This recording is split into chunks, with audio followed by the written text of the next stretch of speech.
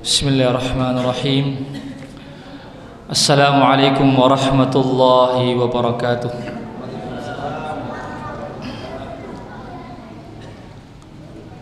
Alhamdulillah, wassalatu wassalamu ala rasulillah wa ala alihi wa sahbihi wa man tabi'ahum bi ihsanin ila yaumiddin. Amma ba'd. Kaum muslimin dan muslimat, hadirin wal hadirat, jamaah salat maghrib dan isya yang senantiasa dijaga oleh Allah Subhanahu wa ta'ala. Pertama-tama kita senantiasa memuji Allah Subhanahu wa ta'ala dan bersyukur kepadanya atas limpahan rahmat dan hidayahnya sehingga kita diperkenankan untuk mendatangi rumah Allah, melaksanakan kewajiban kita salat maghrib secara berjamaah, khususnya bagi yang laki-laki, dan dilanjutkan dengan pengajian kita pada malam ini insyaallah. Salawat dan salam senantiasa kita kirimkan kepada junjungan kita Nabiullah Muhammad sallallahu alaihi wasallam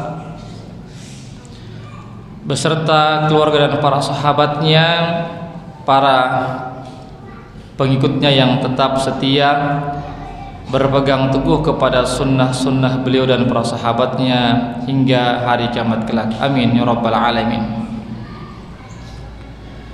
Jamaah sekalian yang dimuliakan Allah Subhanahu wa ta'ala, saya diamanahkan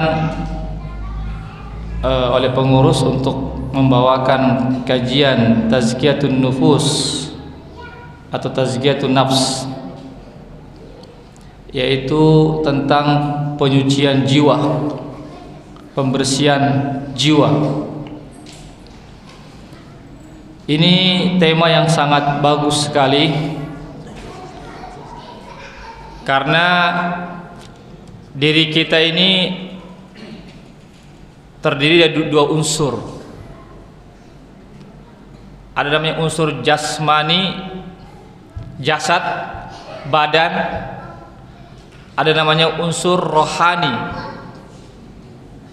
ruh, jiwa. Sebagaimana kita membersihkan kita punya badan dengan cara berwudu, mandi janabah, itu dalam konteks masalah fikih namanya.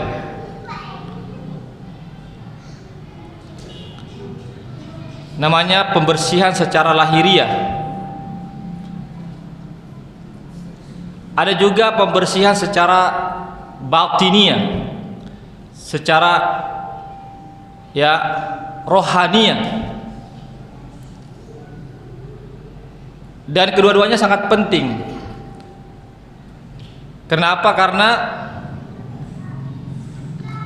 kita manusia ini terbentuk dari dua unsur itu. Terbentuk dari dua unsur itu. Unsur jasmani dan rohani. Bahkan unsur rohani itu yang paling tinggi. Kenapa yang paling tinggi? Karena yang akan menjadi ukuran nanti di hadapan Allah adalah rohani kita.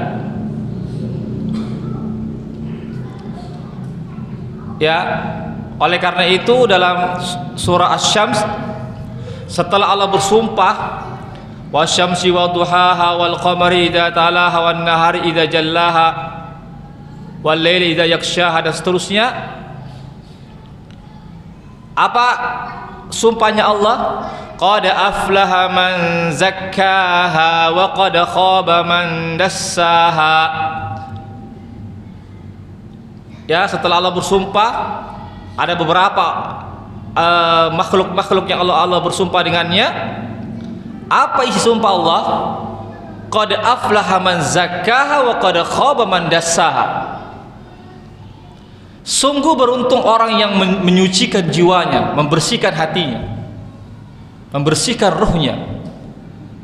Dan sungguh celaka, merugi orang yang mengotori, yang merusak jiwanya, hatinya. Jadi di sini begitu pentingnya ya kita mengkaji, mempelajari dan mengamalkan dan mengaplikasikan tentang tazkiyatun nafs dalam kehidupan kita. Coba kita lihat dalam surah Al-Jumu'ah, ya, Allah Subhanahu wa taala berfirman, "Huwallazi ba'atsa fil ummiyina rasulan minhum yatlu 'alaihim ayatihi wa yuzakkihim wa yu'allimuhumul kitaba wal hikmah wa in kanu min qablu la fi dhalalin mubin." Dialah Allah Subhanahu wa taala ba'atsa fil ummiyina rasulan minhum, yang mengutus di tengah-tengah bangsa yang ummi, bangsa yang tidak mengenal kebenaran, yaitu di bangsa Arab, tanah Arab pada saat itu.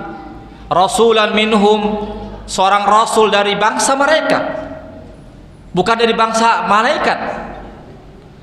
Yatlu alaihim ayatihi, apa tugasnya itu rasul? Itulah Nabi Muhammad SAW. Yatlu alaihim ayatihi, tugasnya yang pertama adalah membacakan ayat-ayat Allah kepada umat manusia, membacakan Al-Quran, menyampaikan ayat-ayat Al-Quran kepada umat manusia. Wa yuzakkihim, dan tugasnya Nabi adalah untuk membersihkan hati-hati mereka, jiwa-jiwa mereka. Wa yu'allimuhumul kitaba wal hikmah, dan mengajarkan kepada mereka Al-Quran dan Al-Hikmah. Al-Hikmah di sini adalah as-sunnah, sunnah Rasulullah SAW. Wa in kanu min qablu, dan sungguh mereka orang-orang Arab sebelum datangnya Nabi Muhammad SAW la fi dhalalin mubin, sungguh mereka benar-benar dalam kesesatan yang sangat tersesat. Di sini ada disebutkan, yaitu apa? Wa yuzakkihim, tazkiyatun nafs, yaitu menyucikan jiwa kita. Hadirin yang dimuliakan Allah Subhanahu wa taala. Oleh karena itulah jamaah sekalian, pada kesempatan kali ini saya akan menyampaikan terkait tazkiyatun nafs, tentang ma'rifatullah, mengenal Allah, tentang mengenal Allah Subhanahu wa taala. Jamaah sekalian, disebutkan dalam satu riwayat bahwasanya Ibrahim bin Adham, ya, salah seorang ulama salafus saleh, nama Ibrahim bin Adham, ulama salafus saleh, beliau mengatakan, saya pernah belajar ma'rifatullah dari seorang rahib. Rahib ini ahli ibadah dari bangsa agama Nasrani pada saat itu. Jadi dia mempelajari, ya, artinya mengambil hikmah tentang ma'rifatullah. Ya, jadi hikmah ini bisa saja kita dapatkan dari mana? Jamaah sekalian, ini disebutkan dalam kitab ini, ya. Ya, saya juga menukil dari sebuah kitab ini, namanya kitab Mukhtasar Minhajul Qasidin, yang ditulis oleh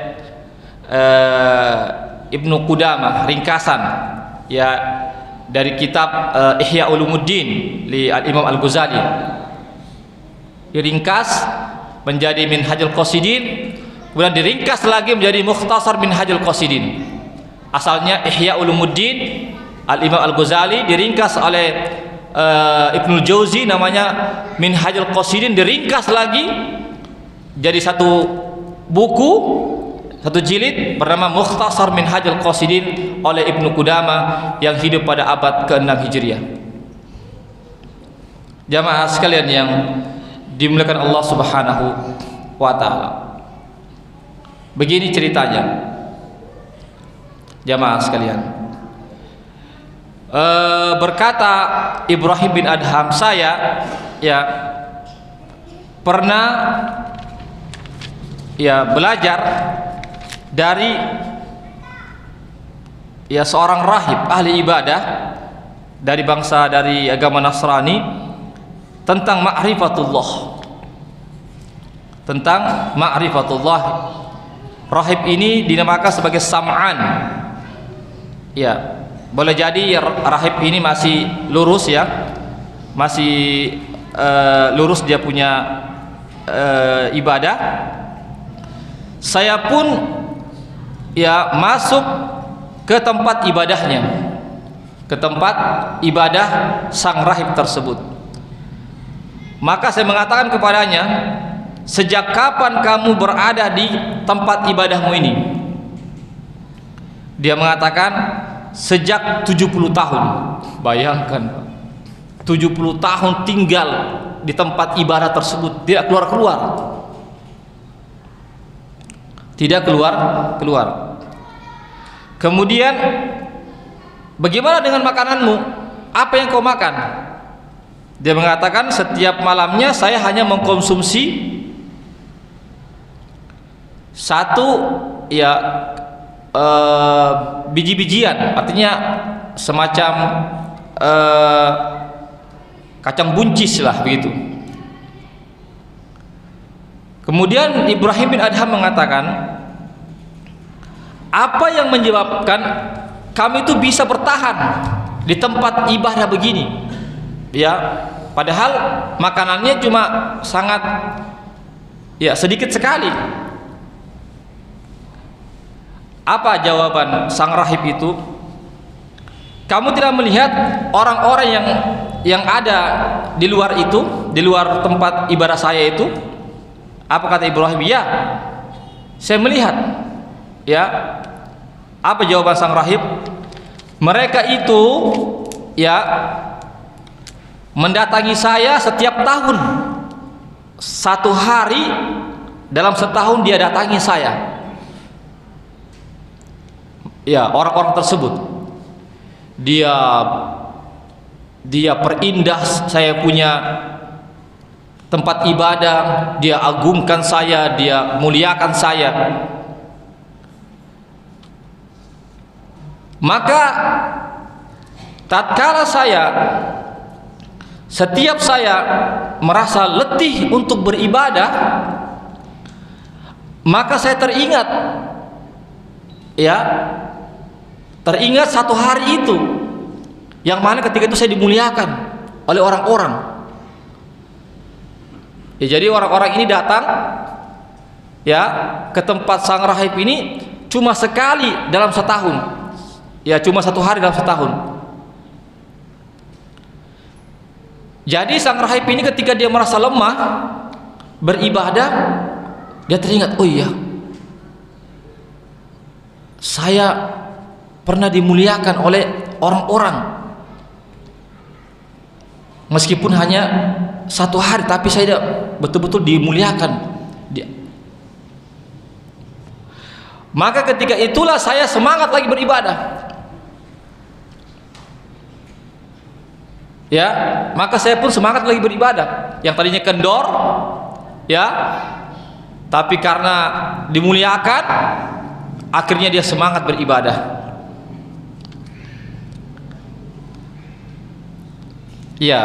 Sang rahib ini mengatakan, saya pun bersabar setahun di dalam tempat ibadah ini dengan konsumsi dengan makanan yang ala kadarnya, karena saya mendapatkan kemuliaan meskipun hanya sesaat saja. Bayangkan, ini bahasa tinggi nih, bahasa tinggi. Artinya dia rela bertahan selama ya setahun, dan itu sudah berlangsung terus selama 60 tahun katanya. Ya, dimuliakan oleh orang-orang yang ya begitulah kalau orang ahli ibadah, ya dimuliakan oleh masyarakatnya. Ini ahli ibadah ini, ya orang soleh ini. Pasti ada orang yang datang kan ke situ memuliakannya. Makanya dia mengatakan, saya ya bersabar setiap tahunnya dengan kondisi begini, tapi saya ingin mendapatkan kemuliaan, karena saya mendapatkan kemuliaan meskipun hanya sesaat saja, itu 1 hari dalam setahun. Kemudian apa katanya? Fahtamil ya hanifi juhda sa'atin li'izil abad fawaqqara fi qalbi al-ma'rifah. Wah, ini. Maka kata sang rahib itu kepada Ibrahim bin Adham, maka bersabarlah kamu, ya wahai hanifi. Hanifi adalah wahai seorang muslim, bersabarlah kamu ya terhadap kesusahan sesaat saja untuk mendapatkan kemuliaan yang selama-lamanya.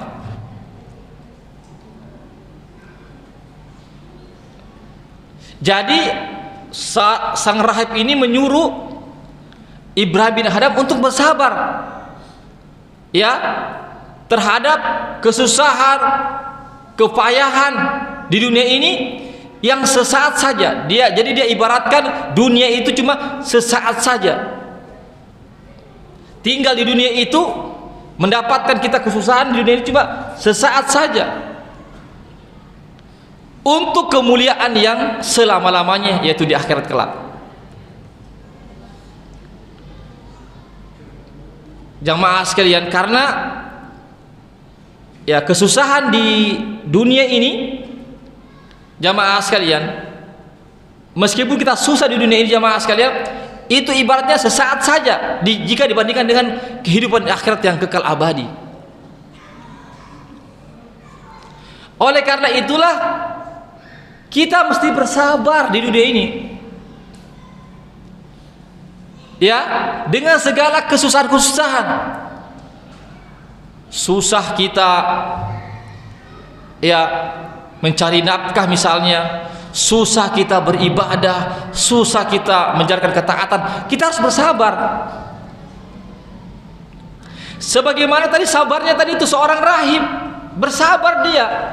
Bayangkan setiap malamnya cuma 1 biji kacang buncis dia makan, karena dia ingin mendapatkan kemuliaan 1 hari saja dalam setahun.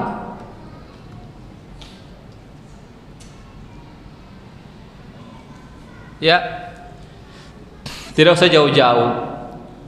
Ya, kalau ada orang yang datang ke rumah kita, dia muliakan kita, pasti kita senang kan? Masya Allah, masyarakat Carangki datang ke rumahku, dia muliakan kak, dibawakan saya sesuatu misalnya, iya saya dimuliakan, dihormati, pasti kita bahagia kan?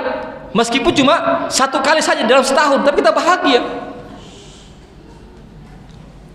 Ya, tidak usah jauh-jauh.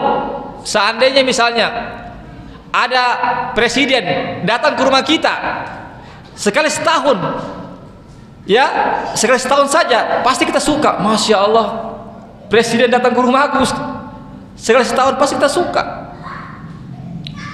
Begitulah kondisi tadi sang rahib.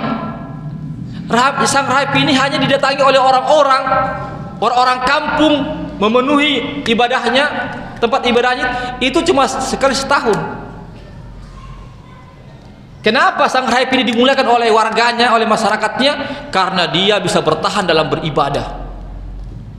Luar biasa, Pak. Jadi orang itu, Pak, orang itu bisa memuliakan orang lain itu karena banyak hal faktor. Di antaranya adalah karena ibadahnya, kesolehannya. Ya. Ada juga orang dimuliakan karena hartanya kan? Ayo kita ke rumahnya ini karena banyak hartanya, nanti dia bagi-bagi uang. Ya, ada gitu Pak. Jadi orang itu dimuliakan juga karena hartanya. Karena ada udang di balik batu, ingin sesuatu dari orang kaya itu. Tapi sang rahib ini bukan orang kaya, dia ahli ibadah, orang soleh. Didatangi setiap setahun sekali orang kampung datang ke sana, Pak. Jamaah sekalian. Oleh karena itu dia sampaikan kepada Ibrahim bin Adham, wah Ibrahim, bersabarlah kamu beribadah di dunia ini, meskipun ya, karena dunia itu cuma sesaat saja. Kesusahan meskipun kesusahan itu 70 tahun, 80 tahun, sebenarnya itu cuma kesusahan yang sesaat saja jika dibandingkan dengan kehidupan akhirat yang selama-lamanya. Bisa nyambung, Pak, ya? Nyambung di sini bagaimana perkataannya sang rahib itu kepada Ibrahim bin Adham. Ya, disuruh Ibrahim bin Adham untuk bersabar, beribadah, ya, menghadapi segala kesusahan di dunia ini, itu pun cuma hanya sesaat saja. Untuk apa? Untuk mendapatkan kemuliaan, kebahagiaan, kesuksesan yang selama-lamanya. Apa hubungannya dengan kita? Apa hubungannya dengan kisah ini? Makanya kata Ibrahim bin Adham, "Fawaqqara fi qalbi al-ma'rifah." Maka ya, terhunjamlah di dalam hatiku tentang ma'rifatullah. Ya, jadi Ibrahim bin Adham ini mendapatkan ma'rifatullah diantaranya lewat ini, lewat seorang rahib bernama Sam'an. Saya pun ketika itu mengenal Allah Subhanahu wa taala, ya, dengan perkataan sang rahib tadi. Jamaah sekalian yang dimuliakan Allah Subhanahu wa taala. Jadi kaitannya dengan kita, ya, anggaplah kita posisikan diri kita sebagai Ibrahim bin Adham. Ya, anggaplah perkataan sang rahib ini ditujukan kepada kita. Ya, ditujukan kepada kita. Itu apa? Kita disuruh untuk bersabar. Ya, bersabar di dalam mentaati Allah Subhanahu wa taala, kesusahan-kesusahan yang kita hadapi, musibah-musibah yang kita hadapi, ya, dan yakinlah kita akan mendapatkan, ya, kenikmatan, kesuksesan, kejayaan, kemuliaan yang kekal abadi di akhirat kelak. Ini jamaah sekalian yang dimuliakan Allah Subhanahu wa taala, yang kita sebut dengan ma'rifatullah, mengenal Allah Subhanahu wa taala. Karena kebanyakan juga ada juga sebagian kaum muslimin yang tidak bersabar. Iya, tidak bersabar beribadah. Mengaji pun baru 1 lembar sudah mengantuk, kurang bersabar. Dengar pengajian taklim pun tidak bersabar. Padahal cuma 30 menit. Ya, berzikir pun cuma berapa menit, tidak bersabar. Ya, sholat pun terkadang cuma 10 menit berjamaah di masjid, tidak bersabar. Padahal kalau kita bersabar, jamaah sekalian, di dalam menjalankan ketaatan kita kepada Allah Subhanahu wa taala, jamaah sekalian, yakinlah kita akan mendapatkan kemuliaan yang selama-lamanya. Itulah ma'rifatullah. Jamaah sekalian, itulah ma'rifatullah, itulah mengenal Allah Subhanahu wa ta'ala. Ada lagi lanjutannya. Apa kata sang rahib itu? Aziduka, saya tambahkan lagi. Ya, saya tambahkan lagi supaya Anda semakin yakin. Apa kata Ibrahim bin Adham? Ya. Apa kata sang rahib? Coba kamu keluar dari tempat ibadahku ini. Keluar. Ya, lalu ketika keluar, maka sang rahib ini pun memberikan satu kantong, ya, satu ya kantong ya, yang berisi 20 kacang buncis.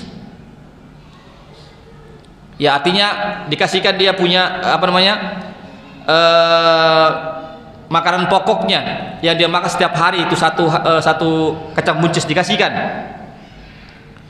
Dan ketika dikasihkan, orang-orang yang tadi itu, orang-orang kampung yang tadi itu yang datang ke setiap tahunnya sehari setahun satu kali itu, melihat bahwasanya Ibrahim bin Adham ini diberikan sesuatu oleh sang rahib. Apa kata Ibrahim, kata sang rahib itu, ya, masuklah kamu ke sebuah kampung. Ya, datangilah ke sebuah kampung. Ketika Ibrahim bin Adham itu mendatangi sebuah kampung, maka orang-orang Nasrani pun berkumpul ketika di situ. Berkumpul dia. Langsung mendatangi Ibrahim bin Adham. Dia katakan, "Ya Hanifi, wahai seorang muslim, man ladzi adla ilaika syekh?" Apa yang diberikan kepada kamu dari syekh tadi, dari seorang guru tadi itu, seorang rahib? Apa kata Ibrahim bin Adham? Saya diberikan sesuatu berupa makanan pokoknya, yaitu 20 kurang lebih kacang buncis. Kemudian orang-orang itu mengatakan, penduduk itu mengatakan, apa yang kamu lakukan dengan makanan pokok itu yang diberikan kepada kamu? Apa yang kamu lakukan? Ya, sedangkan kami yang lebih berhak untuk mendapatkan itu. Bayangkan. Jadi orang-orang yang ada di tempat itu, dia mengatakan kami yang lebih berhak untuk mendapatkan itu, makanan pokok itu yang berupa kacang buncis, karena ini makanannya seorang rahib. Ya, makanannya seorang rahib, ini bukan sembarangan, ini orang yang dimuliakan, ya, di tengah-tengah mereka. Apa kata orang-orang itu? Juallah kepada kami, jual itu makanan pokok itu kepada kami. Apa kata Ibrahim bin Adham? Ya baik, saya jual 20 dinar. Saya jual 20 dinar. 20 dinar itu kalau dirupiahkan kurang lebih berapa? Kurang lebih 40 juta. Ya, karena satu dinar itu sama dengan 2 juta. Kurang lebih 40 juta. Bayangkan, kacang buncis. Berapa sih sebenarnya harganya kacang buncis di pasar? Itu kacang buncis dijual 20 kacang buncis seharga 40 juta. Ya. Tapi ingat, ini kacang buncis bukan miliknya orang biasa ya. Ini miliknya seorang ahli ibadah, orang soleh, pasti dihargai. Ya, pasti dihargai, ini orang soleh ini, bukan orang sembarangan ini. Ya, maka mereka pun memberikan, ya, membeli 20 kacang buncis itu seharga 20 dinar. 20 dinar. Maka saya pun kembali kepada sang rahib menyampaikan bahwasanya pemberiannya itu yang berupa 20 kacang buncis itu dijual, dibeli oleh orang-orang, ya, seharga 20 dinar, kurang lebih 40 juta. Apa kata sang rahib? Akhtokta, kamu salah. Seandainya kamu menjual 20.000 dinar, bayangkan, ya, sang rahib mengatakan seandainya kamu menjual 20.000 dinar, ya, bukan 20 dinar, 20.000 dinar. Itu kalau kita harga dengan rupiah sampai dengan 40 miliar. Luar biasa. Masa ada kacang buncis 40 biji dihargai 40 miliar? Tapi kata sang rahib, seandainya engkau menjual 20 kacang buncis tersebut seharga 40 miliar, 20.000 dinar, mereka pasti beli. Mereka pasti beli. Ya, kenapa pasti beli? Ya karena dia muliakan ini. Ini kacang buncis ini miliknya seorang guru kami, orang soleh kami, orang yang terpandang keilmuannya, keibadahannya, kesolehannya. Pasti dia beli. Bayangkan itu ya. Sama kita, kalau kita sudah cinta kepada ulama, apa yang dikatakan ulama kita siap untuk membantu itu ulama. Bahkan jiwa kita pun siap mati untuk membela ulama. Ya, lihat bagaimana para sahabat Nabi, karena begitu cintanya kepada Nabi, maka para sahabat Nabi itu siap mati untuk membela Nabi. Karena apa? Karena mereka tahu yang kita bela ini adalah Nabi, orang kekasih kita, orang yang kita paling cintai, kekasih Allah. Para ulama adalah pewaris Nabi. Kita siap bela mati demi ulama kita. Ya. Sama juga dengan ini. Jadi itu pengikut-pengikut syekh yang tadi itu, yang sang rahib itu, ya, simpatisannya itu rela dia membeli kacang buncis. Barangkali kalau di pasar harganya cuma 10.000, mereka siap membeli 40 miliar. Jamaah sekalian, karena apa? Karena kecintaannya kepada gurunya, kepada seorang orang yang soleh, rela dia menghabiskan hartanya demi untuk mencari kemuliaan. Apa jawaban sang rahib? Lanjutan daripada perkataan beliau, hadza izzu man la ya'buduhu fanzur kaifa yakunu izza man ya'buduhu. Ya Hanifi, aqbil ala ibadati rabbik. Ini adalah kemuliaan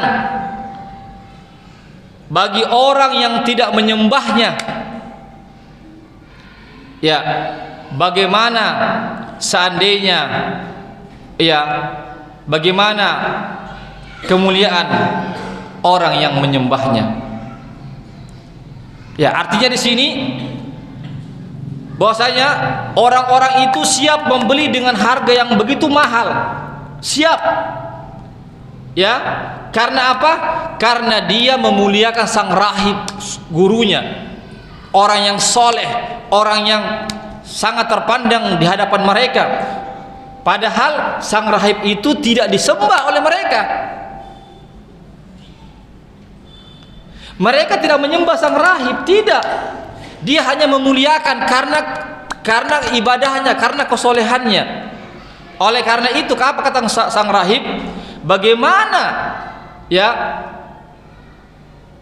jika sekiranya mereka siap membeli dengan harga yang begitu mahal, padahal mereka tidak menyembah saya, tapi hanya karena memuliakan diri saya, bagaimanakah lagi dengan zat yang disembah, yaitu Allah Subhanahu wa ta'ala.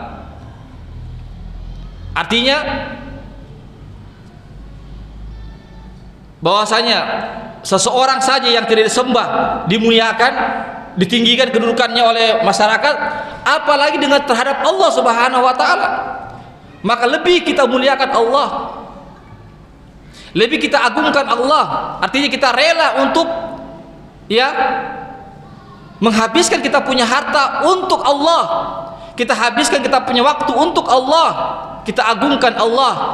Karena apa? Karena Allah lah yang memberikan banyak kenikmatan kepada diri kita. Sehingga apa kata sang rahib ini?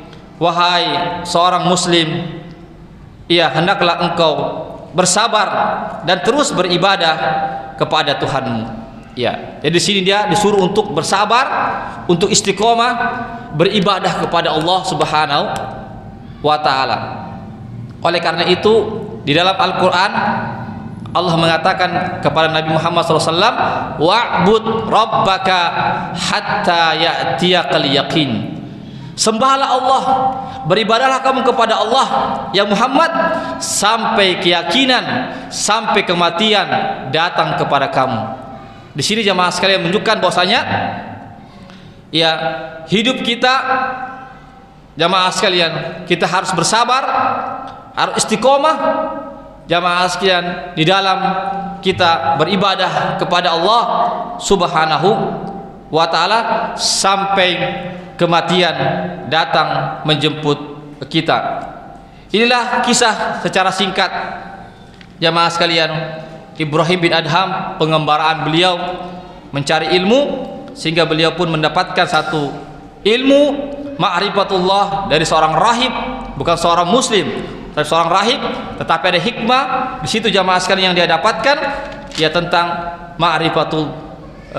ma'rifatullah, yaitu mengenal Allah Subhanahu wa taala. Oleh karena itu jamaah sekalian, kaitannya kita sebagai seorang muslim, maka hendaklah kita ada dua yang kita ambil pelajaran dari kisah ini. Bahwasanya marilah kita terus bersabar ya menghadapi segala kesusahan-kesusahan yang kita hadapi dalam beribadah, atau di dalam kita mencari nafkah, atau di dalam kita mentaati Allah. Kita harus bersabar ya, karena kesusahan-kesusahan yang kita hadapi dunia itu sebenarnya cuma singkat saja, tidak lama. Seandainya Allah berikan kita umur yang panjang ya, atau Allah hanya berikan kepada kita umur 70 tahun saja, kita bersabar di dalam menjalankan perintah Allah, mentaati Allah, dan yakinlah kita akan mendapatkan kemuliaan ya yang selama-lamanya di hari akhirat kelak. Yang kedua, kisah yang kedua ini, atau kisah yang kita atau pelajaran yang kita bisa ambil daripada kisah ini adalah ya,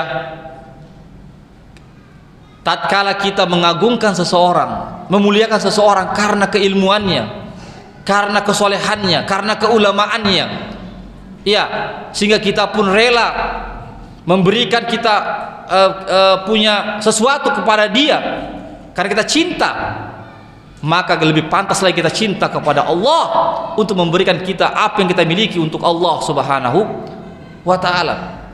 Oleh karena itulah para sahabat Nabi dan para sahabatnya rela mereka jamaah sekalian mengorbankan hartanya, jiwanya, jamaah sekalian, waktunya untuk membela agama Allah. Jamaah sekalian, karena apa? Tatkala seorang membela agama Allah, pada hakikatnya dia telah mengagungkan Allah, memuliakan Allah Subhanahu wa taala. Jamaah sekalian, kenapa kita mesti mengagungkan Allah, memuliakan Allah? Jamaah sekalian, bahkan kita lebih cinta kepada Allah melebihi cinta kita kepada seluruh umat manusia. Jamaah sekalian, karena Allah lah yang memberikan segala kebaikan kepada kita, Allah yang menciptakan kita, Allah yang memberikan rezeki kepada kita, Allah yang memberikan hidayah kepada kita, Allah yang mengatur hidup kita jamaah sekalian, dan Allah SWT yang mempersiapkan kenikmatan di hari akhirat kelak kepada siapa orang-orang yang mentaati Allah Subhanahu wa taala. Oleh karena itu jamaah sekalian, para sahabat Nabi SAW mereka tidak takut mati untuk membela agama. Mereka siap jamaah sekalian ya menghadapi apapun musibah, apapun bahaya yang menimpa mereka untuk membela agama Allah Subhanahu wa taala. Karena itulah kemuliaan mereka tatkala mereka senantiasa memuliakan, mengagungkan Allah Subhanahu wa taala. Itulah ma'rifatullah, itulah mengenal Allah Subhanahu wa taala. Sebaliknya, orang yang tidak mengagungkan Allah, orang yang tidak bersabar mentaati Allah, orang yang tidak memuliakan Allah, orang yang tidak mempergunakan waktunya untuk Allah, orang yang tidak mempergunakan hartanya untuk Allah, untuk ketaatan kepada Allah, maka sebenarnya dia belum sampai kepada ma'rifatullah. Sesungguhnya dia adalah orang yang tidak mengenal Allah Subhanahu wa taala. Siapa yang mengenal Allah? Perkataan Al-Hasan Al-Basri, salah seorang tabi'in besar, Al-Hasan Al-Basri mengatakan, "Man arafa rabbahu ahabbahu." Siapa yang mengenal Allah, maka dia cinta kepada Allah. Siapa yang cinta kepada Allah, maka dia pun akan rela menghabiskan hartanya, menghabiskan waktunya, jiwanya untuk Allah. Sebaliknya, orang yang tidak mengenal Allah, maka orang itu tidak mencintai Allah. Siapa yang tidak mencintai Allah, maka dia pun tidak akan memuliakan Allah, tidak mengagungkan Allah, tidak mau menghabiskan waktunya untuk Allah Subhanahu wa taala. Itu jamaah sekalian yang bisa saya sampaikan pada pertemuan kali ini tentang ma'rifatullah. Insyaallah kita akan sambung lagi di lain kesempatan tentang ma'rifatullah dan tazkiyatun nafas yang lainnya jamaah sekalian. Sebelum saya tutup, barangkali ada yang mau ditanyakan atau ya ada yang mau nambahkan, silahkan. Kalau saya keliru tolong diluruskan, karena saya adalah manusia biasa, pasti ada kesalahan dan kekurangannya. Silakan Pak, kalau ada yang bertanya.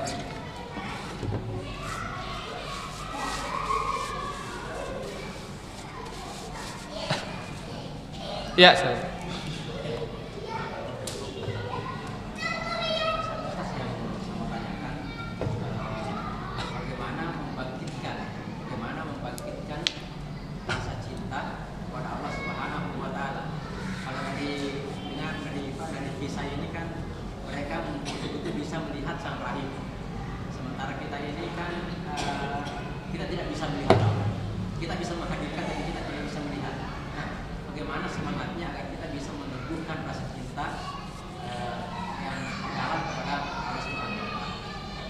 Iya. Pertanyaan sangat bagus sekali ya. Bagaimana menumbuhkan ya semangat kita untuk cinta kepada Allah, semangat kita untuk beribadah kepada Allah Subhanahu wa taala. Ya, jadi sebenarnya dari kisah ini sebenarnya sudah membuat kita bangkit. Ya. Sebagaimana yang saya sampaikan tadi, dua tadi yang kita bisa petik dari kisah tersebut.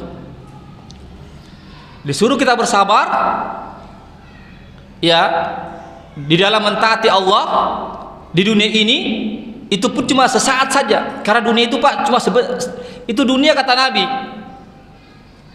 Hidup di dunia ini yang namanya dunia yang sekarang ini, jika dibandingkan dengan kehidupan akhirat, kata Nabi, seperti kita mencelupkan tangan kita, jari kita ke lautan yang luas, kemudian kita angkat, maka yang menetes itulah kehidupan dunia. Singkat sekali kehidupan dunia, singkat sekali Pak. Sedangkan samudra yang luas itulah kehidupan akhirat, yang luas, yang tidak bertepi. Oleh karena itulah dari kisah ini disuruh kita bersabar di dalam mentaati Allah, bersabar dalam beribadah kepada Allah. Itu pun tidak lama sebenarnya. Apalagi sekarang ini jarang orang sudah berumur di atas 100 tahun ya, jarang Pak. Paling-paling umur 80 tahun sudah meninggal dunia, jarang sudah 100 tahun. Beda dia orang-orang dahulu. Artinya kita disuruh bersabar. Seandainya kita ditakdirkan umur 80 tahun, bersabar 80 tahun beribadah, istiqomah di jalan Allah, mentaati Allah, menjalankan perintah Allah, meninggalkan larangan Allah, menghidupkan sunnah Rasulullah, disuruh kita bersabar. Untuk apa? Untuk mendapatkan kenikmatan yang selama-lamanya. Ini kalau kita paham, maka kita akan timbul kita punya semangat. Oh iya, dunia ini kan cuma sebentar saja. Di dunia ini cuma ya paling-paling cuma berapa tahun saya hidup di sini. Kenapa saya sibukkan dengan dunia? Kenapa saya lupa kepada Allah? Kenapa saya terlena dengan dunia, lupa kepada Allah, padahal dunia cuma sementara saja. Dengan inilah maka kita akan bangkit. Wah, tidak, saya harus bersabar, saya harus ya menekan saya punya hawa nafsu, saya harus bersabar mentaati Allah, saya harus bersabar meninggalkan larangan Allah ya, saya harus bersabar ketika musibah menimpa saya. Apapun musibah saya harus bersabar. Sabar itu 3 Pak. Jadi sabar itu ada 3. Sabar di dalam mentaati Allah, di dalam menjalankan perintah-perintah Allah dan Rasulnya. Sabar di dalam meninggalkan larangan-larangan Allah dan Rasulnya.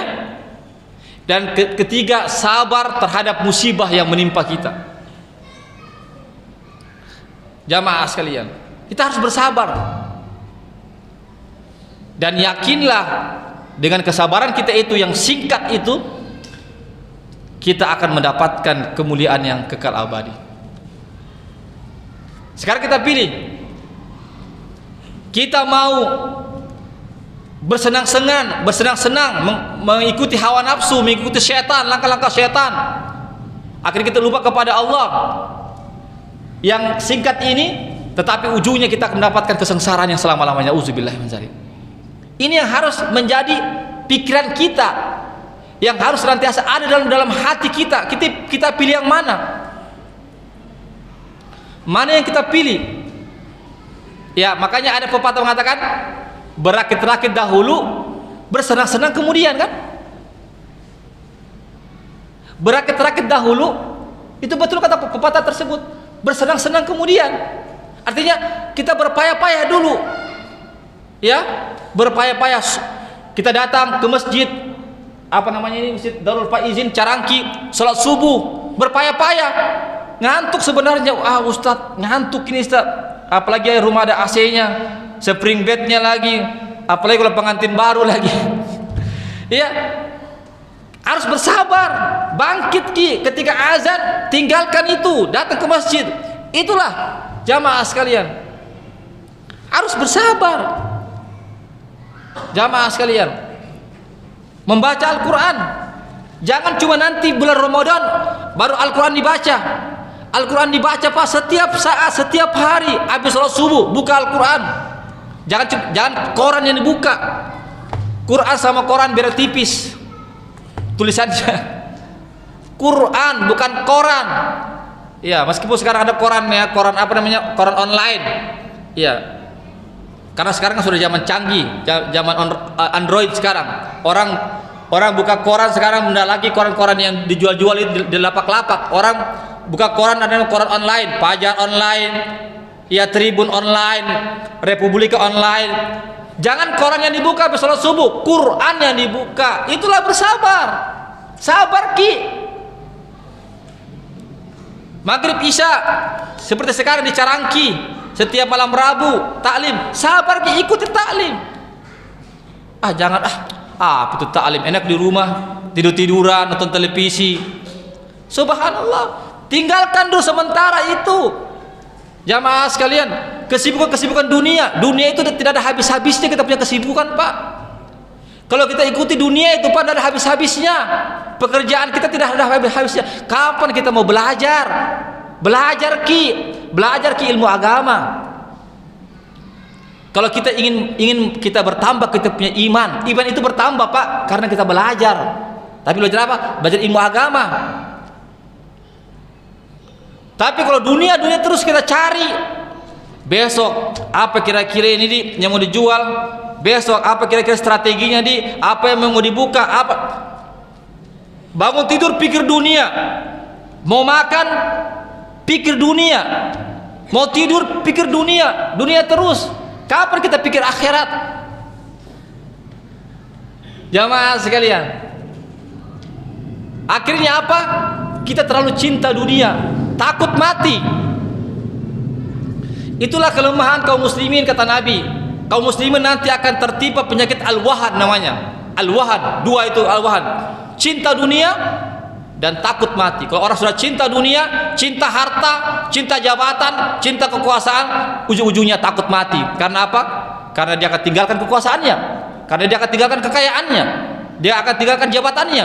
Karena apa? Setiap hari, setiap saat yang pikir cuma uang. Betul ada mengatakan, tapi ini pepatah yang salah. Time is money, time is work.